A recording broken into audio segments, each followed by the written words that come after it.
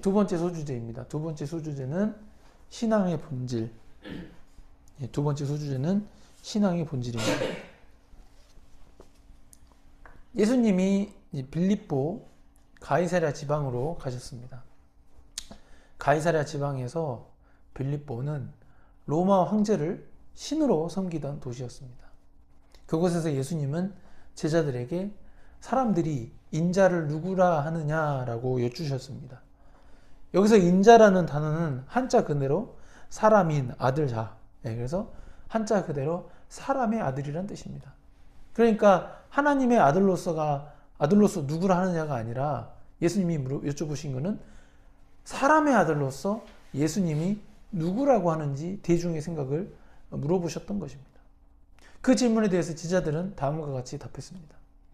마태복음 16장 14절 한번 같이 읽겠습니다. 시작. 이르되 더러는 세례 요한, 더러는 엘리야, 어떤 이는 예레미야나 선지자 중에 하나라 한다이다. 아멘.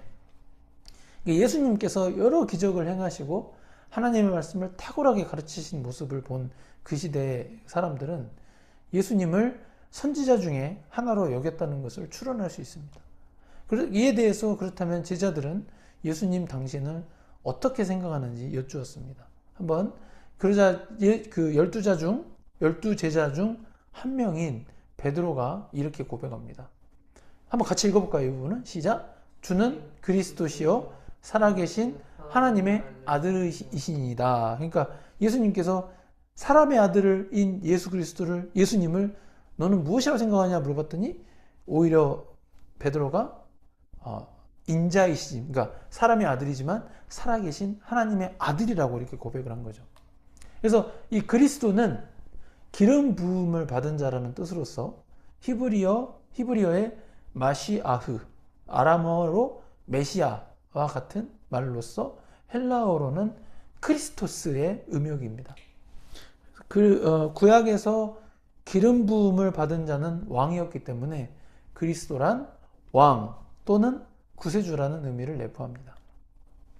즉 주는 그리스도시오라고 하였기 때문에 베드로는 예수님을 주인이라고 부르면서도 동시에 왕 또는 구세주라고 고백한 것이었습니다.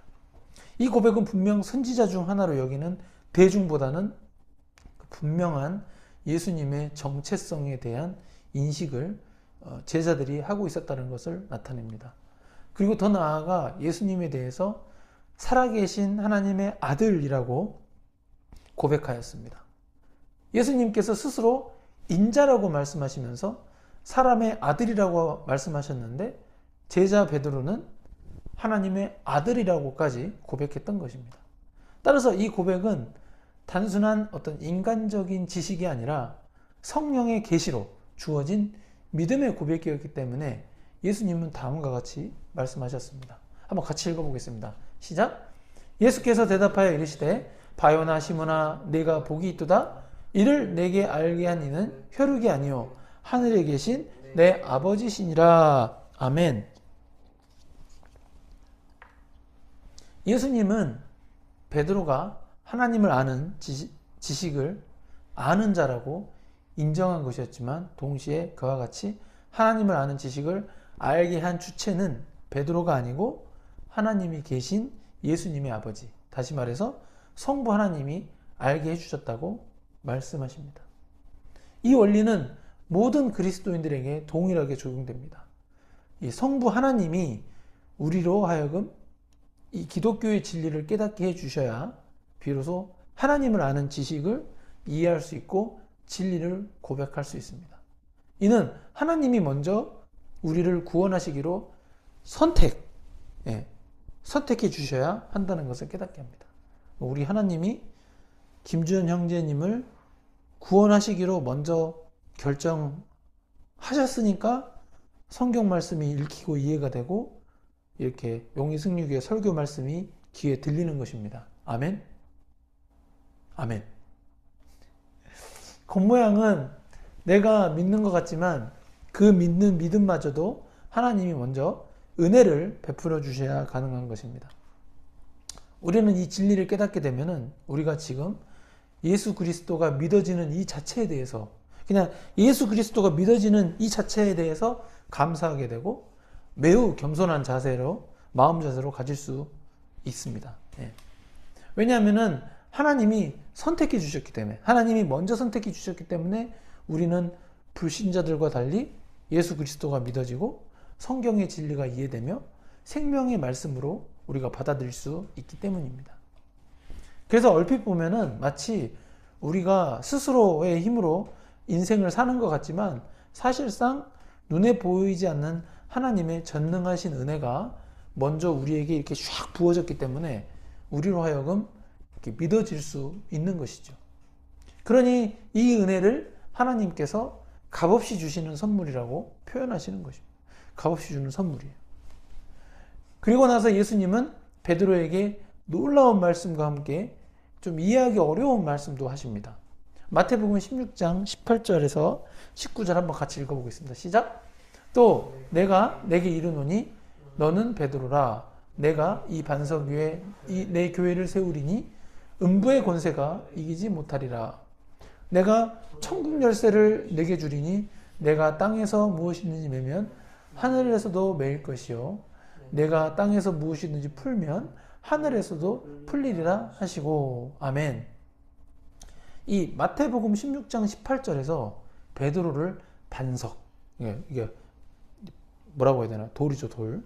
예, 반석이라고 정의하시면서 베드로라 하는 그 아주 큰 바위 같은 돌이죠. 예, 베드로라 하는 반석 위에 내 교회를 세우리니 음부의 권세가 이기지 못하리라 말씀하십니다.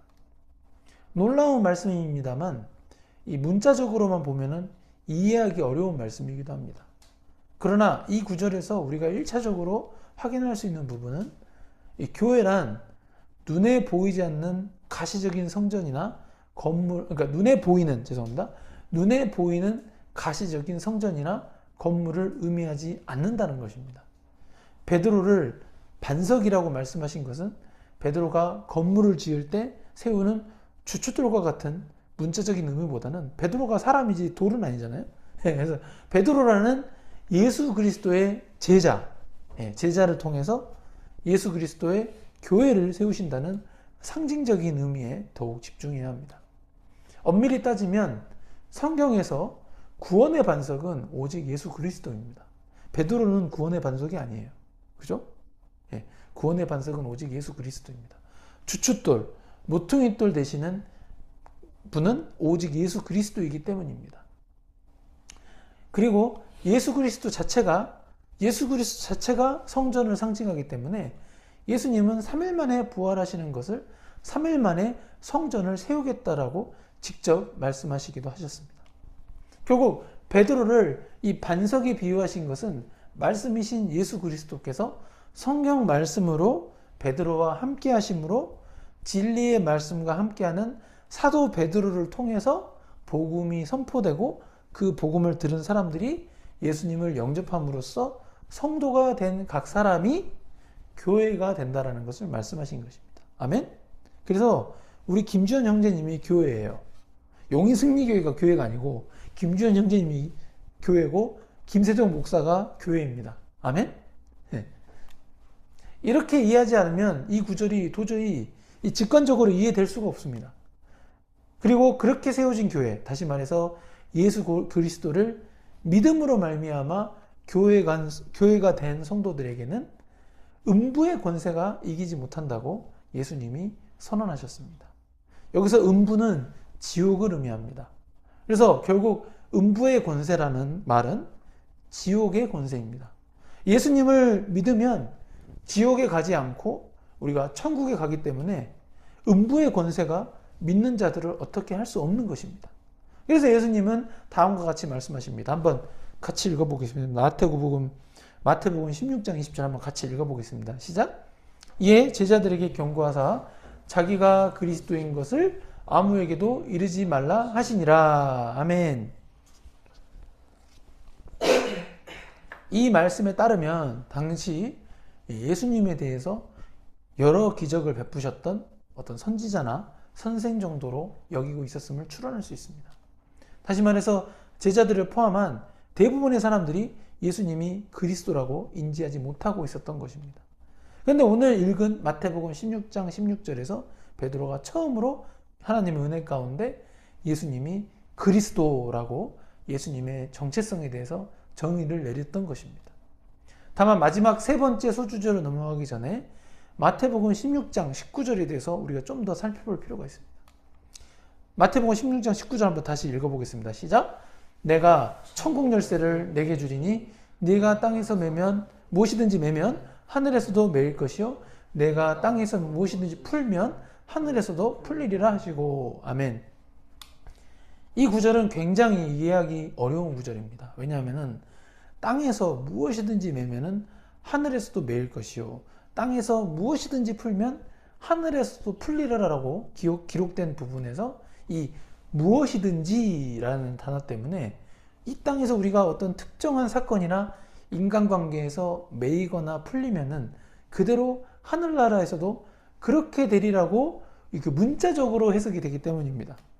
그래서 저는 평신도일 때 이 구절을 이렇게 문자적으로만 이해했기 때문에 제가 이 땅에 살면서 어떤 특정한 인간관계나 내가 어떤 잘못을 저지르면은 이 땅에서 무엇이든지 매이는 것으로 이해를 해서 하늘에서도 매인 것이 아닌가라는 이런 굉장한 심적 부담감을 가지고 신앙생활을 했었습니다. 그러나 이제 신학 공부를 하면서 이 구절에 대해서 내가 평신도 때 굉장히 잘못 이해하고 있었다라는 결론에 도달했었습니다. 네. 이걸 누가 또 그렇게 제대로 가르쳐 주지도 않았을 거예요, 사실. 우선 이 구절을 정확하게 이해하려면 우선 이 천국 열쇠가 정확히 무엇인지 이 천국 열쇠에 대한 정의가 이루어져야 합니다. 예수님이 주신 천국 열쇠는 무엇입니까? 이 천국 열쇠는 사도 베드로한테 줬거든요. 문자적으로는 천국에 들어갈 수 있는 열쇠입니다. 그게 천국 열쇠죠? 그죠? 천국 열쇠 끌러야, 그죠? 들어갈 수 있을 거 아니에요? 그러니까 예수님께서는 사도 베드로에게 천국을 들어갈 수 있는 열쇠를 주셨다는 것입니다. 그렇다면 베드로는 이 천국 열쇠를 쥐고 있는 자가 되기 때문에 다른 사람으로 하여금 천국에 들어갈 수 있게도 하고 천국에 들어가지 못하게 할 수 있는 열쇠를 쥐고 있다는 의미가 됩니다. 그죠? 예. 이렇게 이해를 하면 벌써 제가 평신도 했을 때 개인적으로 인간관계가 잘못되거나 어떤 잘못을 저지를 경우에 뭔가 저의 양심과 그 감정입니다. 감점이 아니고, 양심과 감정에 이 찜찜함이 생겨서 이 땅에서 무엇인가 매인 느낌으로 인해 하늘나라에서도 매인 것 아닌가라는 생각은 완전 틀린 생각이라는 것을 확인할 수 있습니다. 그냥 그것은 제 개인의 양심과 감정에서 찜찜한 것이지 그것으로 제가 하늘나라에서 매이는 개념이 아닌 것입니다. 예를 들어 내가 학교에서 뭔가 잘못을 했어요. 감정은 찜찜해. 그게 하늘나라에 매이는 개념은 아니라는 거죠. 아멘? 이제 이해되나요? 예. 그렇다면 이 천국 열쇠가 문자적으로 이해가 되는데 예수님께서 이 반석이라 불리는 베드로에게 준 천국 열쇠는 구체적으로 무엇을 의미할까요? 천국 열쇠니까 추상적이잖아요. 예수님께서 베드로에게 주신 천국 열쇠는 거룩한 복음의 설교와 교회의 권징을 의미합니다. 아멘? 이 시커먼 글씨 한번 같이 읽어볼까요? 이 두꺼운 글씨 시작. 베드로에게 주신 천국 열쇠는 거룩한 복음의 설교와 교회의 권징을 의미합니다. 아멘. 그 이유는 무엇입니까? 우선 거룩한 복음의 설교가 선포되고 그 설교를 듣고 죄를 깨달아 회개하고 복음을 믿는 자에게 예수 그리스도의 보혈에 힘입어 죄사함을 받아 천국에 입성하게 되는 성도가 되기 때문입니다. 그죠? 한편 교회의 권징이 천국 열쇠가 되는 이유는 우리가 그리스도인이 되었을지라도 경우에 따라서 성경과 다른 잘못된 교리를 믿거나 성경 말씀에 불순종하는 삶을 그 생활을 계속 살게 될 때 교회가 권면하여도 교회가 이렇게 그렇게 살면 안 된다라고 이게 권면하여도 계속해서 그 잘못된 교리를 버리지 않고 뭐 이단을 계속 따른다든지 악한 삶을 산다면 교회에서 행하는 성례에 참여하지 못하도록 금하며 교회로부터 배제해야 하기 때문입니다. 성례, 여기서 성례라는 말은 세례와 성찬입니다. 우리가 아직 성찬식은 안 했는데 이제 기회가 되면 해야죠. 그러나 교회의 권징에서 그들이 약속하고 변화된 삶을 보여준다면 그리스도와 그들의 교회 회원으로 다시 받아들이게 됩니다.